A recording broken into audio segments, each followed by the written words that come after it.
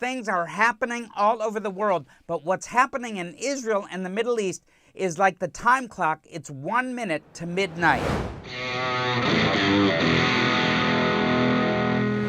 Let's talk about the shekel, because I remember in the early 80s, while living there and we were doing business, Batya and I, we had hyperinflation. I mean, 30% per month. We would bill some of our customers in a business we had, and we would lose that much money every month.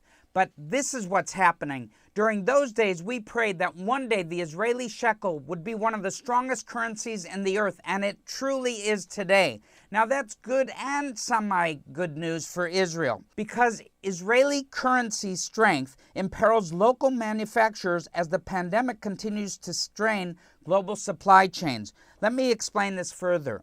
The shekel to dollar exchange rate hit a 25-year high this week, with $1 briefly dropping to 3.08 to the Israeli shekel. Now you have to understand that about 5 years ago, there were 4 Israeli shekels to the dollar. Now it's dropping to near 3 Israeli shekels to the dollar, which means that American tourists coming to Israel will pay more. And also, Israel, when it exports, is going to have a bigger problem because the prices will be high for foreign buyers. What is Israel doing about this? Well, Israel is buying up millions, billions of US dollars on the foreign currency markets, as well as euros and probably pounds and other currencies, because we need to strengthen those currencies against the shekel. Can you believe that? It has a reverse effect. But one of the reasons for all this is because the Israeli shekel has strengthened as companies like IBM, Microsoft, Apple, Intel, Oracle, Cisco are all investing billions of dollars into Israel. The levels of foreign direct investment are strengthening the Israeli shekel. So it's got good news and sometimes not so good news. Let's talk about great news, though, because Ford has approached Israel-based WaterGen, one of the world's leaders in atmospheric water generation, to collaborate as facilitators for Ford off-grid adventure recreational vehicles. The project will result in WaterGen's mobile box. Now, what's incredible is this box can generate up to 25 liters per day of fresh drinking water, removing the need to carry bottled water around and reducing plastic waste. And if you've ever driven in Israel or a lot of countries and national parks and all that, people are throwing water bottles, plastic bottles out. I can't stand it, man. I like clean environments. All the system requires for optimal water protection is access to fresh air. A temperature between 59 and 113 degrees Fahrenheit and 20 to 99% humidity. This is an incredible project. I look forward to having clean drinking water wherever we are, in whatever situation we are, because of this mobile box. Thank you, WaterGen in Israel. You're doing an amazing job. Now, on a more serious note, this is serious, and I'm very serious. The Mossad, the Israeli, secret security apparatus, has thwarted attacks against Israelis. These are Israeli businessmen, Israeli diplomats, even Israeli tourists who are traveling in Africa. Recently arrested 5 Iranian spies with African passports seeking to assassinate Israelis in such nations as Ghana and Senegal and who knows wherever else. But this is a very serious thing because there's a shadow war going on between Iran and Israel for years. Iran is the #1 global supporter of world terrorism, and it's important we remember in such places as the United States across the Mexican border, with help from the Mexican drug cartels, members of Hezbollah, a proxy army of Iran, terrorists, are coming across the border. They've worked on tunnel technology together with terrorism and with the drug cartels. This is a known fact. I brought this to light many years ago to one of the U.S. Congress people, and they brought it to light, and it was proven. Now, also, Iran is up to no good, even in the Middle East, as we know, in nations such as Iraq. that recently had democratic elections, and Prime Minister Mustafa al-Kadhimi was targeted by an Iranian drone attack on his residence in Baghdad's Green Zone, which is still under USA control.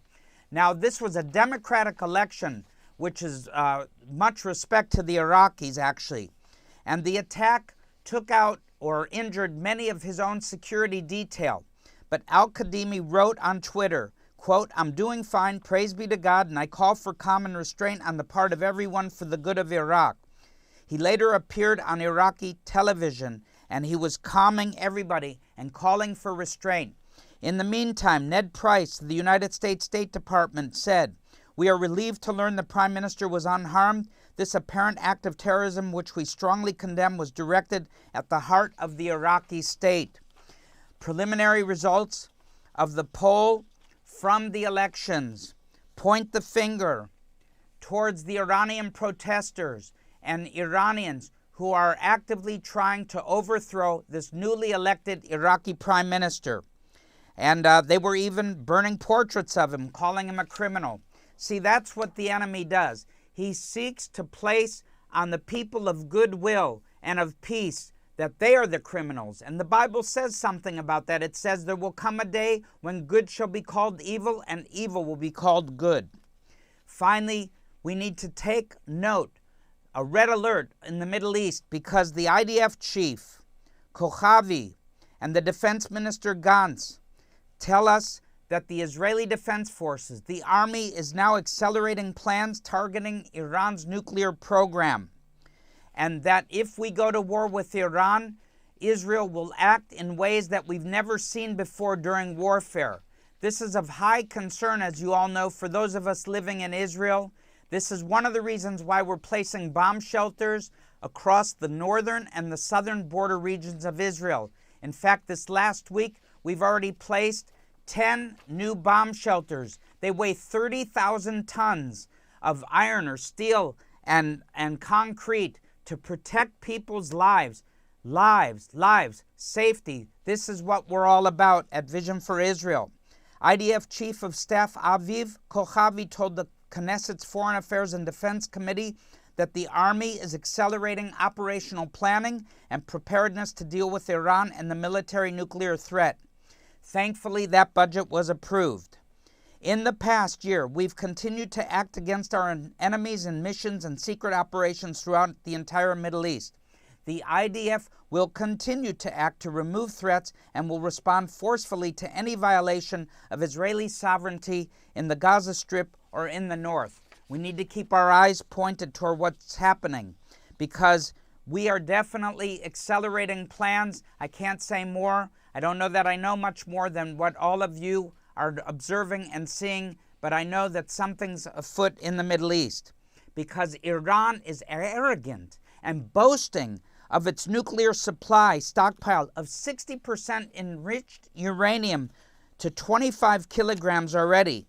And the IAEA warns of limited access while the Iranian Atomic Agency is just bragging and stalling in these nuclear talks that are supposed to resume on November 29th. There is nothing like it that we've seen. Iran continues with its threats against Israel to destroy it entirely off the face of the earth. You know, what's interesting is the Arab Israelis and the Palestinian Arabs living under Palestinian control never take into account that when Iran talks about destroying Israel, that includes our own Arab population. So they're not exempt from being attacked by Iran. Don't forget, the Iranians are not considered as Arabs, and Israel has no qualms and war against the people of Iran. We love you, people of Iran. We're praying for you and hoping that you can change things before it's too late. But Israel can't wait much longer. And that brings on another subject. Why is Iran seeking to move its military presence on another sovereign nation's soil in Syria? They're moving their armaments and bases closer to Russian bases. I'll tell you why. Because they're hoping any Israeli attacks against Iranian interests embedded in Syria will hit accidentally Russian military bases that are already there, to draw Russia into this warfare against Israel. But finally, to end with good news, senior Libyan officials say that Libya wants normalization with Israel. And I'll leave you with all of that.